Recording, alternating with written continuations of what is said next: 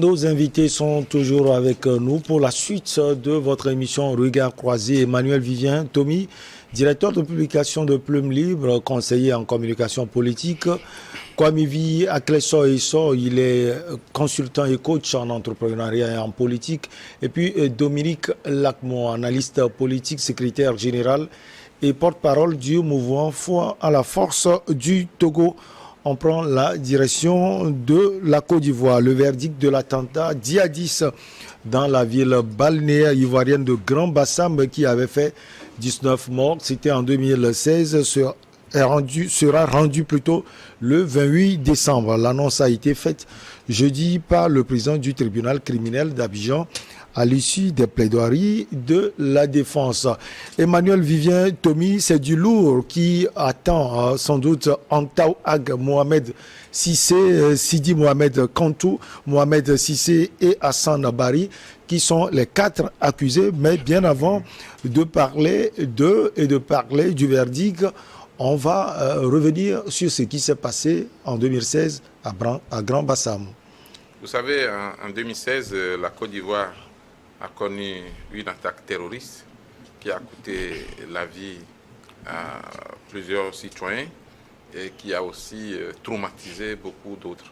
Et les enquêtes ont été faites. C'est vrai que jusqu'à présent, les cerveaux même de l'attaque ne sont pas encore écroués, mais on a pu arrêter le chauffeur, par exemple, qui a conduit ceux qui ont eu à commettre le meurtre, et puis ceux qui ont donné des renseignements ou ont contribué d'une manière ou d'une autre à la réussite de cette attaque qui a été revendiquée par l'ACMI. Et aujourd'hui, c'est très important pour les pays de juger ces affaires d'attaques terroristes, pour dissuader les jeunes. Parce que d'une façon ou d'une autre, les djihadistes ou les terroristes ne viennent pas tout équipés, ne viennent pas en grand nombre, mais ils viennent souvent pour recruter du monde sur le terrain et agir. Donc ces procès-là, l'un de penser que c'est des procès qui n'en valent pas la peine, mais c'est des procès très très importants pour d'abord édifier.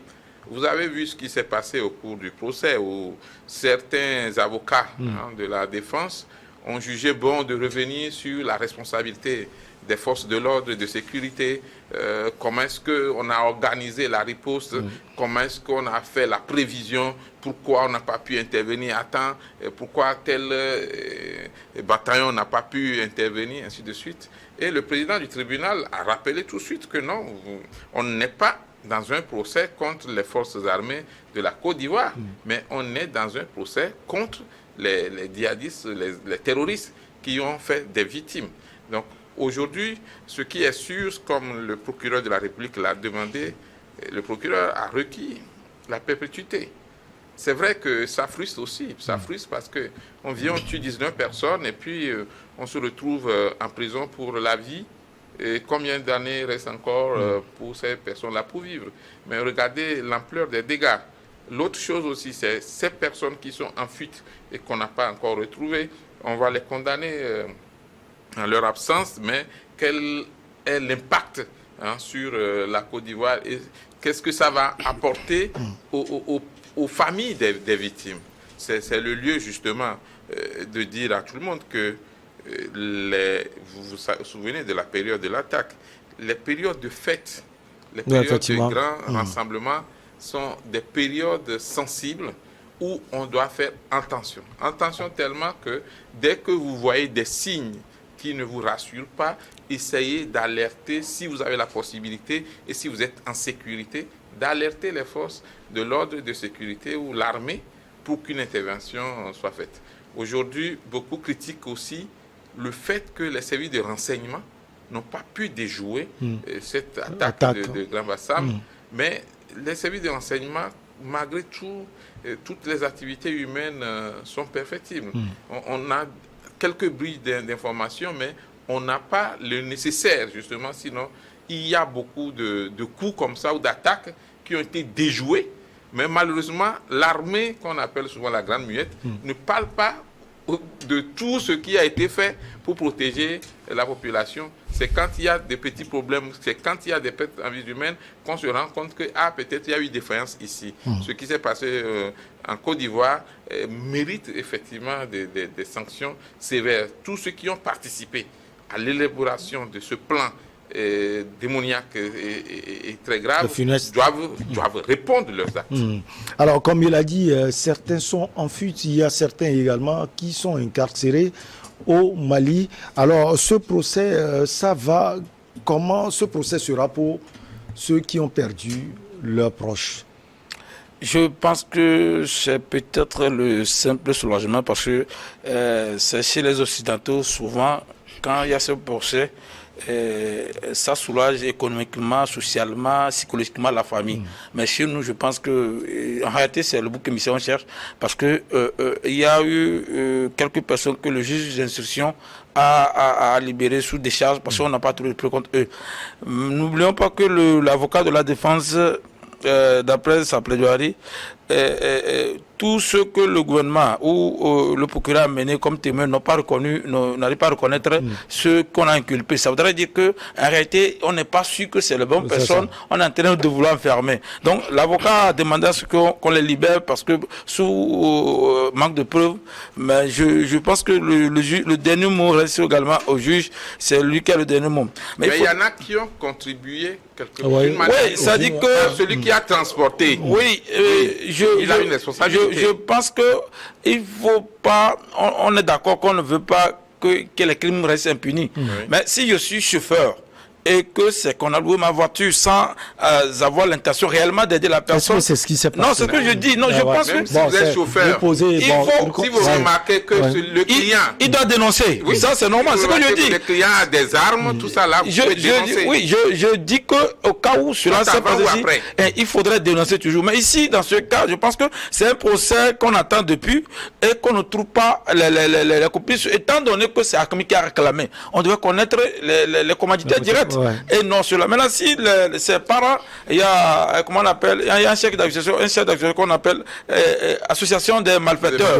Si c'est dans ce cadre qu'on arrive à prouver, c'est bon. Mais c'est que quand vous suivez le procès, comment dire, l'accusation n'arrive pas totalement prouvé que ce sont les gens-là. Seulement qu'on dit qu'ils étaient dans les parents et qu'ils auraient contribué à cela. Donc on n'est pas sûr. C'est pourquoi je dis que le procureur, lui, c'est son rôle de faire enfermer des gens. Maintenant, le juge va voir clair. Si c'est ceux-là qui sont inculpés ou qui sont les fauteurs, c'est normal. N'oublions pas également que si on les enferme, comment dire, sans preuve que ce ne sont pas eux, c'est d'autres familles à qui on est en train de faire le même traumatisme. Sans oublier que on est en période de fête et quelqu'un qui est innocent qui va en prison, sa famille va vivre une sorte de traumatisme. Mais si ils sont reconnus coupables, alors ils sont reconnus par les preuves, alors il n'y a pas de problème. Maintenant, je pense que Marc Vivien a dit qu'il y a des choses qui sont Emmanuel vient dire qu'il y a des choses qui sont déjouées qu'on ne remarque pas, c'est vrai, mais je pense que c'est à l'armée de communiquer certaines choses parce qu'ils ne le font pas. Vous voyez, c'est interdit même pas le secret défense. C'est quand le secret défense existe quand l'information risque encore de troubler la population. Bien mais sûr. si c'est l'information doit regarder la population, il faut le dire. Ouais, il y a un commissaire la dernière fois on a discuté, moi je savais même pas que chaque fête l'État déploie une sécurité énorme pour que les gens... Là où les gens profitent, c'est pour faire ce qu'ils veulent. Donc la sécurité là, il dit que surtout à l'intérieur, l'État ne blague pas parce que c'est là où il peut avoir des intrusions, ça et là que nous on ne les voit pas. Dans le domaine de la lutte contre le banditisme, si vous voyez le nombre d'agents de sécurité qui assure la sécurité présentement à Lomé, vous n'allez pas croire. Ouais, donc, il y a beaucoup de personnes qui sont obligées de sacrifier leur fête pour pouvoir faciliter... oui, c'est normal. Ils sont engagés, ils ont prêté serment pour servir la nation. Maintenant, ce que je dis, quand la population ne voit pas ça et qui n'attend pas aussi les carcans de ce qui se fait, ils risquent de s'accorder. Imagine, des fois dans une fête, quand on voit les corps habillés, les gens disent c'est eux encore. C'est ça qu'on savoir réellement ce qu'ils viennent faire. Ouais. C'est pourquoi il faudra aussi communiquer. Nous serons qu'un tout petit peu pour que la population se rassure. Moi, quand je vois la police, je suis à l'aise. Il y a des nuits où je pars, quand moi je vois la police, je me dis, je suis un peu sauvé parce que... Mais pour certains, ils comprennent pas. C'est eux encore. Il faudrait ça. De communication, l'ennemi aussi saura calculer. que, voilà, Dominique, on va l'interroger également. De savoir ce qu'il faut faire. C'est un procès quand même qui est capital, d'abord pour les familles des victimes. Ensuite, comme Emmanuel Vivien, Tommy l'a dit, les autres qui planifient encore ces trucs sont mis en garde. Oui, en réalité, c'est un bon procès pour intervenir par rapport à ça. Je voudrais dire à mon frère que pour qu'un militaire ou une force de l'ordre puisse communiquer avec toi, il doit s'assurer que tu es la bonne personne avec qui il va communiquer. Sinon, ils savent quand même comment chercher leurs informations. Non, lui, pas d'une façon générale. Non, je parle de la population. Un communiqué pour peut-être vous voyez, si le Togolais, si on arrive à se mettre dans je pense que notre hymne national dit quelque part que Vekonzou mourront, mais dans la dignité. Donc, ça voudrait dire que le Togolais est censé s'être ensemble pour lutter contre l'ennemi. Ça voudrait dire que s'il y a solidarité, tout ce qui se passe au nord du Togo, les gens peuvent dénoncer facilement parce que ce sont des gens que les gens connaissent, mais si eux-mêmes ne sont pas en sécurité par rapport à leur vie, ils ne vont pas les dénoncer. Oui, Dominique, et la population contribue quand même. Mais il ne faut pas avoir de communication sur tout. En réalité, rien ne peut remplacer une vie qui est déjà dissipée par des actes de barbarie. Et ce procès, ça vient dissuader ceux qui ont l'intention de vouloir aller dans le même sens. Vous savez, les terroristes, comme je l'ai une fois dit ici, avant de frapper, ils doivent quand même commencer par faire radicaliser les gens du milieu. C'est à travers eux, ils ont des renseignements. Par leur méthode. Ils doivent c'est eux qui leur donnent proposer des choses. Le plan doit réaliser à l'interne. Et ils sont à l'extérieur et ils font des amis dans votre localité et c'est vous qui les tracez les plans et au niveau pour aller frapper. Maintenant, c'est si vraiment que ce sont les suspects, les vrais, si c'est réellement c'est les vraies personnes qu'on a inculpées, je pense que ça permet de dissuader. Mais sauf que nous, qu'est-ce qu'on peut remplacer déjà quelqu'un qui a perdu un membre de sa famille? Qu'est-ce qu'on doit attendre? C'est de prier pour que les choses là ne se répètent plus.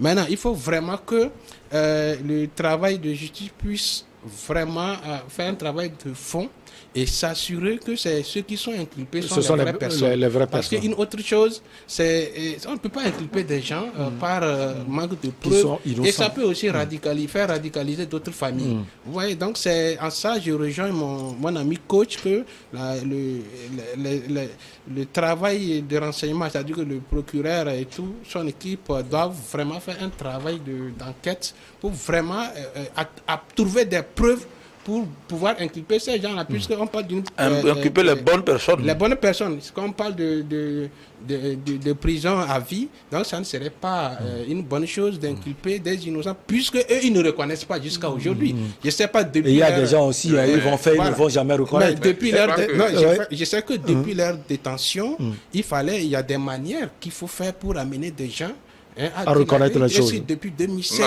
la torture n'existe plus. Et tout ce que, même c'est pas la torture, mais... Non, il peut y avoir des négociations. On peut dire, si vous dénoncez les vraies personnes, vous avez ceci. Ça a été fait. Et depuis 2016, on ne les a pas amenés à dire vraiment la vérité. Si jusqu'à aujourd'hui, ces gens-là ne continuent pas à clamer leur innocence, ils ne sont pas, ils font pas partie des... On va parler du verdict aussi, Emmanuel disait, c'est un peu une chose vraiment à prendre avec sérénité pour pouvoir vraiment inculper les bonnes personnes. Il faut que le les vraies personnes et elles ne sont pas bonnes de la Côte d'Ivoire puissent aller à la recherche des vraies preuves pour que, au niveau des verdicts, que tout le monde soit satisfait. Le verdict, justement, comment vous le voyez, Emmanuel Vivien Tommy?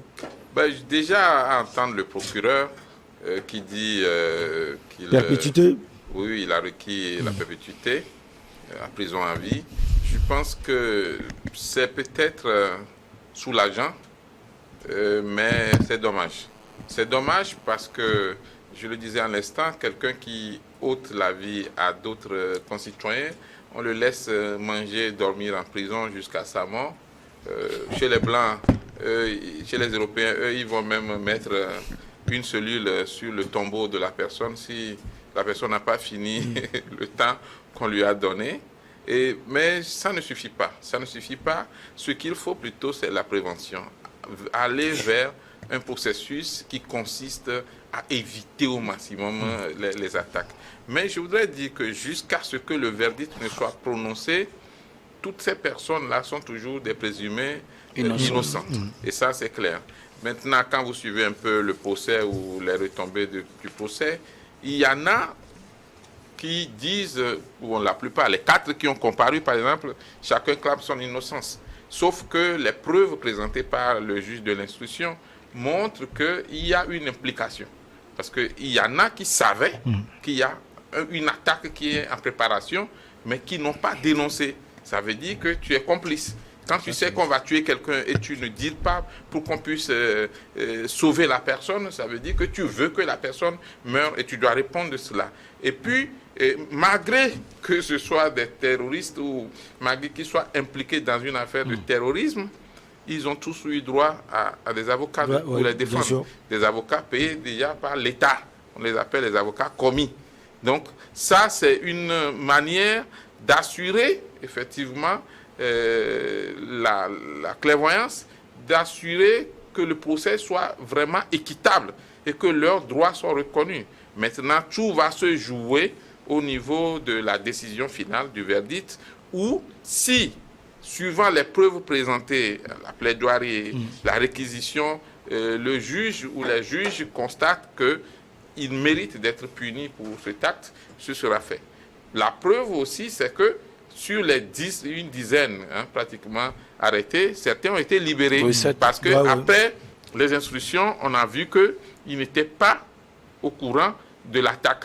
Mais ils ont été peut-être enrôlés dans un système qui a conduit à cela. Mais ils ont été libérés. C'est vrai qu'ils étaient gardés un peu, mais ils sont libérés. Aujourd'hui, comment faire pour que tous les citoyens puissent participer à la lutte commune contre le terrorisme? Moi, je pense que c'est le plus important. Comment prévenir les attaques terroristes? Déjà, dans ces périodes de fête, il faudrait que partout en Afrique et surtout dans la sous-région, qu'on fasse attention à laisser les forces de l'ordre et de sécurité travailler et qu'on signale tout ce qu'il y a comme suspect pour aider l'armée à aller au-delà et à vaincre le terrorisme. Et on va marquer donc la dernière pause. On revient pour la suite et la fin, le Togo.